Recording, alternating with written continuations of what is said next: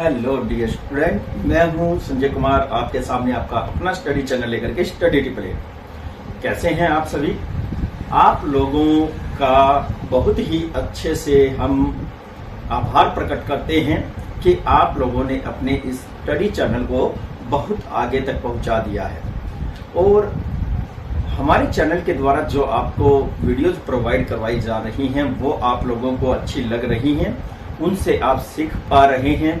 ये हमें एक तसल्ली देता है और हम आप लोगों को बता रहे हैं कि फ्री ऑफ कॉस्ट हम आपको ये जो चैनल है स्टडी करवा रहा है और आपको वीडियोस प्रोवाइड करवाई जा रही हैं। तो हम आपसे इसके लिए कोई भी चार्ज नहीं लेते हैं, ये केवल हमारी हॉबी है कि हम स्टडी करवाएं। जो हमारा फ्री टाइम होता है उसको हम यूज करके आप लोगों को स्टडी मटेरियल प्रोवाइड करवाने में विश्वास रखते हैं।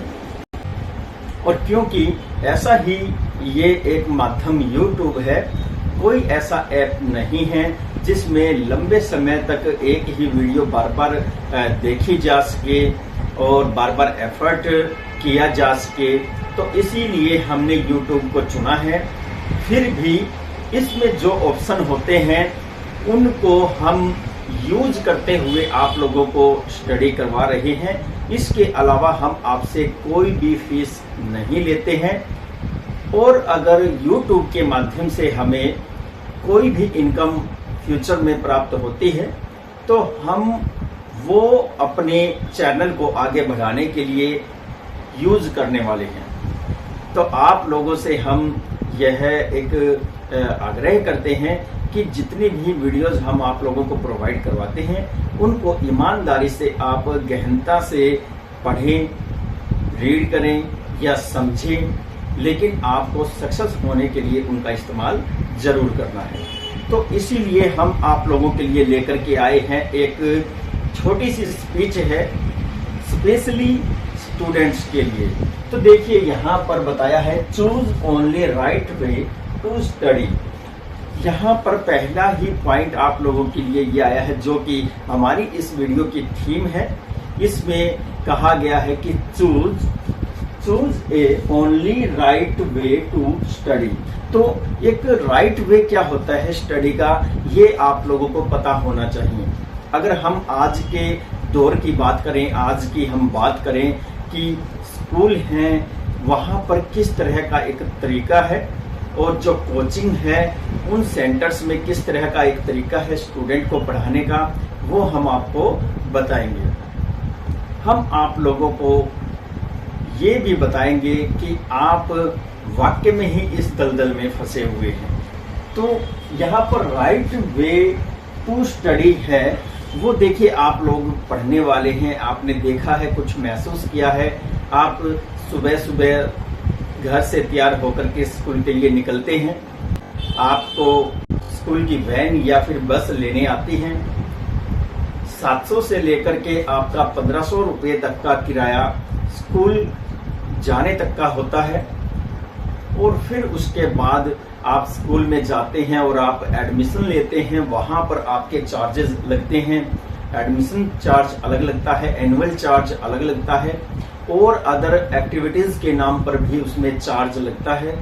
फिर न जाने कितने दूसरी जो फंड हैं वो उसमें जोड़ दिए जाते हैं और आपका एडमिशन आपके माता पिता करवाते हैं, क्योंकि माता पिता मजबूर हैं, घर में बैठे रहकर उनको सर्टिफिकेट नहीं मिलता, उनके बच्चों को सर्टिफिकेट नहीं मिलता।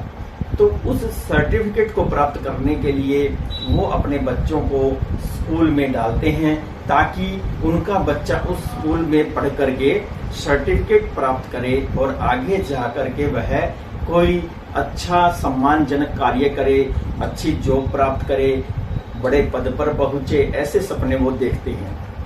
कहीं ना कहीं हमारे जो पेरेंट्स हैं वो भी कुछ हद तक जान चुके हैं आज की स्टडी के तरीके को और स्कूल का जो स्ट्रक्चर होता है उसको भी, लेकिन फिर भी वो मजबूर हैं क्योंकि यही एक माध्यम है।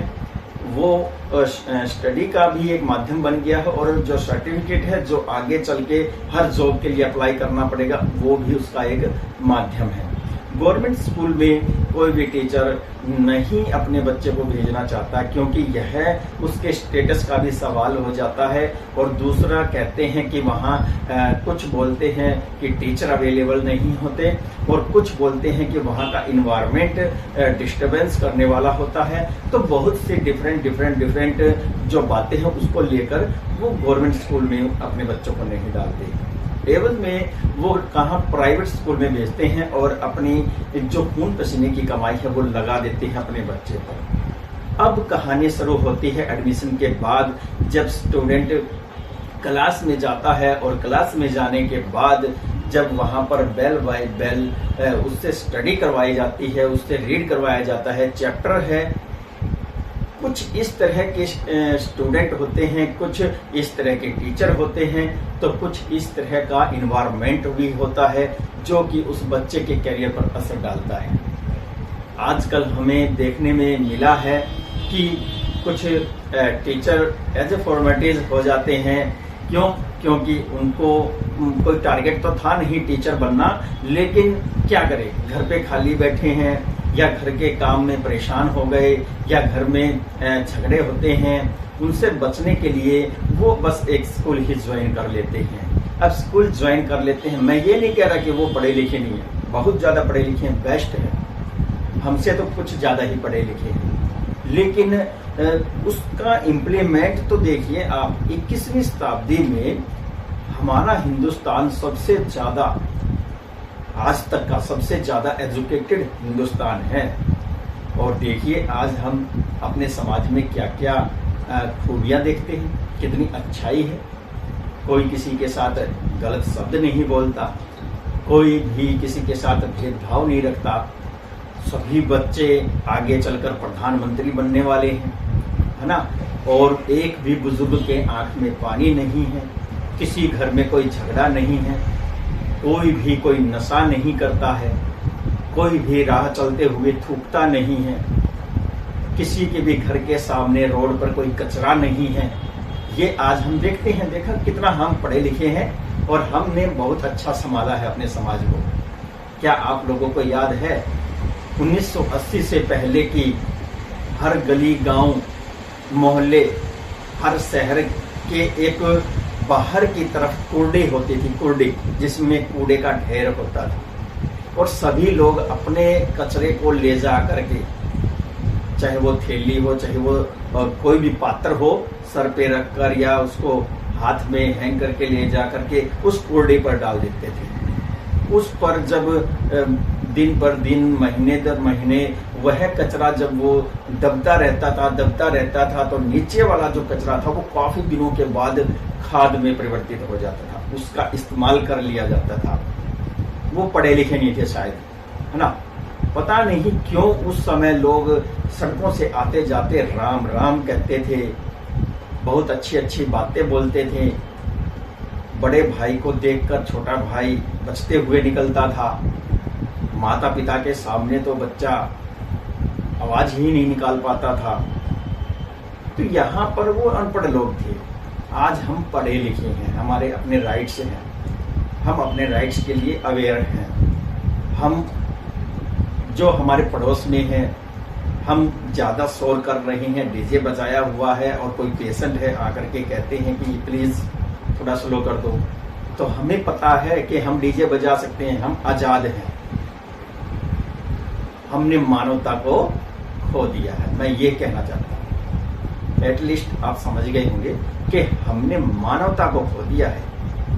हमने जितनी भी आवश्यकताएं अपनी बढ़ाई, जब हम पैदल से साइकिल पर आए, साइकिल से फिर हम बाइक पर आए, बाइक से फिर गाड़ी पर आए, तो हमने जितनी अपनी आवश्यकताएं बढ़ा ली, उतना ही ज़्यादा अपने लिए टेंशन का इन्वायरमेंट क्रिएट कर दिया। आवश्यकता बढ़ाएं, लेकिन अपनी हद में रहकर। अगर हम हद से ज़्यादा आवश्यकता बढ़ाते हैं तो दूसरों का नुकसान तो करने की सोचेंगे ही सोचेंगे। हमने इतनी प्यारी इन्वायरमेंट का कितना सत्यानाश किया है, डेवलपमेंट भी किया है, उसके नाम पर ही तो सब किया है। तो अगर ये डेवलपमेंट है तो बहुत ही अच्छे से हम सल्यूट करते हैं। तो देखिए टीचिंग के मेथड क्या क्या है। टीचिंग का मेथड होता है एक बुक से लाइन टू लाइन रीड करवाना, जल्दी से जल्दी रीड करवाना ताकि चैप्टर खत्म हो जाए। एक मेथड होता है बोर्ड पर आए, जो बुक में मेन पैरे हैं वो पैरों के पॉइंट ऐसे लिखे और उनके विषय में बस एक्सप्लेन किया और निकल गए। और एक होता है कि टीचर ओनली आकर के उस चैप्टर के विषय में कंसल्ट करता है, आपको बताता है वर्बली, और फिर जैसे ही बेल लगती है आपको बोलता है कि घर पर जाकर के आपको ये चैप्टर रीड करना है। तो कई तरीके होते हैं टीचर के चैप्टर को रीड करवाने के। हम आप लोगों को बताना चाहते हैं कि आपको जो तरीका समझ में आता है आप उस पर फोकस रखें। किसी का थोपा हुआ जो मेथड है वो आप यूज करने जा रहे हैं तो वो आप केवल रट्टा ही लगाएंगे। आप केवल अपने सब्जेक्ट को समझिए, समझना है, पढ़ना और रीड करना। केवल ये नहीं कह रहा मैं, पढ़ना, रीड करना और रिटर्न, ये सब एक पार्ट हैं लर्निंग के। लर्निंग कंप्लीट हो जाती है, स्टडी कंप्लीट हो जाती है अगर हम अच्छे से पढ़ रहे हैं, अच्छे से लिख रहे हैं, अच्छे से समझ रहे हैं, उसी को ही लर्निंग कहते हैं। मैं आप लोगों को कोई कहानी सुना दूं, उस कहानी में से कोई भी क्वेश्चन पूछ लूं, चाहे वो इधर से घूमकर पूछूं, चाहे वो उधर से घूमकर पूछूं, जब आपने अच्छे से लर्निंग की है, अगर आपने सीखा है तो आप उसका आंसर देंगे ही देंगे। और जब केवल एक बार वो कहानी आपको पढ़ने के लिए बोल दिया, आपने पढ़ लिया, मैंने 5% लिखवा दिए और मैं आपको 5% याद करने के लिए दे दूंगा, आप याद करके आ जाएंगे, मैं टेस्ट ले लूंगा, आपने टेस्ट दे दिया, 5 में से 5 नंबर और प्रिंसिपल को दिखाया, जी देखो 5 में से 5 नंबर। तभी आपको समझ जाना चाहिए कि राइट मेथड लर्निंग का है क्या। क्या जो एग्जाम आप फ्यूचर में देंगे, बोर्ड का है या कंपटीशन का है, एज इट इज क्वेश्चन देने वाला है, तो आपको अलग अलग वे से उस कहानी को, स्टोरी को, उस क्वेश्चन को समझना है ताकि कैसे भी आ जाए हम उसका जवाब दे देंगे। सबको पता है। अब जैसे कि एक प्रश्न है, हम एक क्वेश्चन लेते हैं कि ब्रिटिश कंपनी भारत में कब आई। सिंपल सा क्वेश्चन है, ठीक है, तो हम उसका जवाब दे देंगे। अब हम कहेंगे कि भारत में कॉलोनियलिज्म यानी कि भारत में उपनिवेशवाद की शुरुआत कब हुई। ये प्रश्न तो आपको पढ़ाया ही नहीं गया, लेकिन क्वेश्चन ये वही है जो रूप बदल कर आ गया। ब्रिटिश ही हमारे देश में कॉलोनीज स्थापित करते थे, इसी को ही उपनिवेशवाद कहा गया है। और भारत में उपनिवेशवाद की जो शुरुआत है वो कब होती है, ब्रिटिश जब आए थे तभी से होती है। तो देखिए आप लोगों को मैंने आपको एग्जाम्पल दे दिया है। तो इस तरह से आपको स्टडी करनी है अगर सक्सेस पाना चाहते हैं तो। देखिए रीड प्रॉपर, रीड प्रॉपर कह रहा हूं मैं, कोई मैटर नहीं रखता कि टीचर कैसे पढ़ा रहा है, आपको समझ में आना चाहिए। आपको समझ में नहीं आया है तो आप वहीं रोकिए अपने टीचर को और कहें कि sir please explain another way, this way I not understand, है ना, कि इस तरीके से तो मैं नहीं समझ पा रहा हूं, लेकिन मुझे किसी और मेथड से आप समझाइए। तो आप बोल सकते हैं, तो वो आपको समझाएंगे। रीड प्रॉपर, तो प्रॉपर वे जो हम बता रहे हैं आपको उस तरह ही पढ़ना है। ऐसे रीड करो कि जो आपके लर्न हो जाए और आपका जो टारगेट है, गोल है, वहां तक लर्न हो। और वहां तक लर्न हो गया तो इसका मतलब आपकी आने वाली जनरेशन को आप अपने आप ही कुछ बातें टीच कर देंगे। अब उसके बाद learn proper, read proper, learn proper. तो लर्न प्रॉपर का मतलब क्या है वो मैं आपको ये बता रहा हूं। अक्सर मैं अपने स्टूडेंट्स को कहता हूं कि भाई क्वेश्चन आप याद करके आएंगे। मैं बोल देता हूं कि भाई चैप्टर नंबर 1 के आप शॉर्ट क्वेश्चन याद करके आएंगे। बच्चे बड़े खुश हैं। नेक्स्ट डे बहुत अच्छे से याद करके आए हैं, जबरदस्त। और मैं केवल एक ही क्वेश्चन में पूरी क्लास की अटेंडेंस कर देता हूं। कैसे कर देता हूं? बच्चों को याद थे, लेकिन एक ही क्वेश्चन में पूरी क्लास अटेंडेंस कैसे? वो केवल एक ही मेथड था कि मैं आंसर को क्वेश्चन बना देता था। मैं केवल आंसर को क्वेश्चन बना देता था, और जो क्वेश्चन था उसका आंसर बनाना स्टूडेंट को आया ही नहीं। शायद मैं ये जो एक मेथड स्टूडेंट्स को देने वाला था, कुछ ही कम ही स्टूडेंट उस मेथड के अकॉर्डिंग अपने आप को ढाल पाए। लेकिन मैं अपनी वीडियो के माध्यम से अपने सभी अजीज स्टूडेंट्स को ये कहना चाहूंगा कि सबसे बेस्ट तरीका अगर देखा जाए तो मानव जाति के लिए सबसे बेस्ट तरीका यही है कि वह सभी मेथड को यूज करे अपनी लर्निंग में। तो उनमें से एक ये इफेक्टिव मेथड जो मैं आपको अभी बताया है कि आंसर का क्वेश्चन बनाना, क्वेश्चन का आंसर बनाना, फिगर से खेलना, जो वर्ड्स होते हैं उनसे खेलना, घुमा फिरा करके आपको क्वेश्चन पुट कर देना। ऐसे मेथड का जब स्टूडेंट फेस कर लेता है पढ़ते समय ही, फिर देखना उसका कंपटीशन एग्जाम के समय उस सेंटर पर उसका कॉन्फिडेंस कितना हाई लेवल का होता है, कितने अच्छे से वो अपने जवाब दे पाता है, और तर्क वितर्क करने का उसके अंदर माइंड आ जाता है, और फिर उसके बाद जब वो मेरिट में आता है वो सक्सेस की तरफ बढ़ जाता है। तो ये कुछ राइट वे हैं, वो आपको ध्यान में रखने हैं। फिर इसके बाद आता है इम्प्लीमेंट प्रॉपर। इम्प्लीमेंट प्रॉपर क्या होता है? देखिए, एक टीचर ने अपना प्रयास किया, स्टूडेंट अलग अलग टीचर होते हैं, अलग अलग मेथड होते हैं, अलग अलग स्टूडेंट होते हैं। एक टीचर ने अपना प्रयास किया, सिलेबस उसने कंप्लीट करवा दिया, फिर भी आपको 30 to 50% सिलेबस में डिस्टर्बेंस है। अब आपका कार्य यहां बनता है इम्प्लीमेंट प्रॉपर। जो आप लर्न कर रहे हैं उसको प्रॉपरली इम्प्लीमेंट करें, अपने आंसर्स स्वयं बनाने की कोशिश करें। जिस दिन आपने 5 मार्क्स का यानी कि 150 to 200 वर्ड्स का एक क्वेश्चन अपने दिमाग से क्रिएट कर लिया, तो वो जो आपने शब्द चुने हैं अपने दिमाग से, आपके दिमाग ने अरेंज किए हैं आंसर देने में, जिंदगी भर आपका दिमाग उन शब्दों को, उन आंसर को भूलेगा नहीं। चैप्टर को अच्छे से रीड करना चाहिए, अपनी तरफ से खुद आंसर बनाएं। जितना आपने आंसर बनाया वो परफेक्ट है, उसके बाद आपके मार्क्स कम आ रहे हैं, टेस्ट हुए हैं, तो आप उसमें और एक बार रीड करके दोबारा से अच्छे जो लाइंस रह गई हैं उनको इन्वॉल्व कर दें। इस तरह से आप अपने दिमाग से ही एक अच्छा क्वेश्चन और उसका आंसर प्रिपेयर कर लेंगे। तो इम्प्लीमेंट करना है आपको, कहाँ करना है? एग्जाम टाइम में।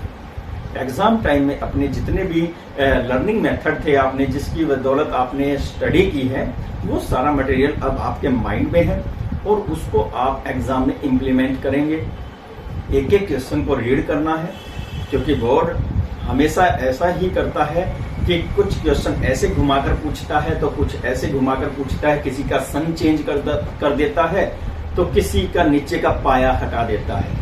तो वहां पर इम्प्लीमेंट करने वाली बात आती है, और आप जितनी नॉलेज के साथ एग्जाम बोर्ड में सेंटर में जाएंगे उतने अच्छे आप अंक प्राप्त कर पाएंगे। जबरदस्त ये टिप्स मैं आप लोगों के लिए लेकर के आया हूँ। ये है choose only right way to study, read proper, learn proper and implement proper. Dear student, study pedagogy जो शिक्षा मनोविज्ञान है, उसके अंदर टीचर बनने से पहले हर टीचर को बीएड हो या फिर जेबीटी हो, पेडागोजी जरूर सिखाई जाती है, मनोविज्ञान जरूर सिखाया जाता है, ताकि टीचर एक क्लास में 35 से 40 स्टूडेंट को अच्छे से भाग सके, समझ सके और उसके अकॉर्डिंग अपना आंसर उनके सामने रख सके। उनमें से ज़्यादा समझ में जिनको आया है उसके अलावा जिनको समझ में नहीं आया है उनके अकॉर्डिंग उनको आंसर दे सके। तो इस तरह से टीचर को तैयार किया जाता है। अब आप देख सकते हैं जो क्वालिटीज आप लोगों के सामने हैं, जिन पर आपके माता पिता पैसा लगाते हैं, आप लोगों पर अपनी मेहनत की कमाई लगाते हैं, तो ये आपके ऊपर है कि आप स्टडी किस वे से कर रहे हैं। आपको शपथ लेनी है, सौगंध खानी है कि अपने स्टडी के मेथड को आज से ही सुधारिए। जितना जल्दी आप अपनी स्टडी के मेथड को सुधार लेंगे उतनी ही जल्दी आप लोगों में इम्प्रूवमेंट होगा और आपकी सक्सेस आसानी से आप अचीव कर पाएंगे। तो ये आज आप सबको प्रण लेना है कि स्टडी का आपका जो मेथड है, जो वे है, उसको इम्प्रूव करें और आपको लर्निंग करनी है, रट्टाफिकेशन नहीं करना है। आपको केवल एक स्टैंडर्ड पास नहीं करना है, आपको जो कोर्स करना है, आपको जो पोस्ट पर जाना है, आपको जिस गोल की तरफ जाना है, वो याद रख करके आपको अपनी इस क्लास की स्टडी करनी है। क्लास 6 to 12 तक के जितने भी क्वेश्चन हैं वो सभी आपके उस गोल में इन्वॉल्व होते हैं, तो ये ध्यान रखें। तो आप लोगों से हम निवेदन करते हैं कि आने वाला जो हमारी स्पीच का नेक्स्ट पार्ट है वो बिल्कुल भी मिस न करें। इसी स्पीच से संबंधित हमारा नेक्स्ट पार्ट आ रहा है, जो कि आपको कुछ टिप्स और देने जा रहे हैं। उनको भी आप अपने जीवन में अपनाएं ताकि आप लोग सक्सेस की ओर अच्छे से बढ़ सकें। साथ ही साथ हम आप लोगों से रिक्वेस्ट करते हैं, अगर आप इस चैनल पर नए हैं तो इस चैनल को जल्द से जल्द सब्सक्राइब करें ताकि ऐसे ही ढेर सारे वीडियोस के नोटिफिकेशन आपको आसानी से मिल सके। तो मैं संजय कुमार लेता हूं आपसे इजाजत। नमस्कार, जय हिंद।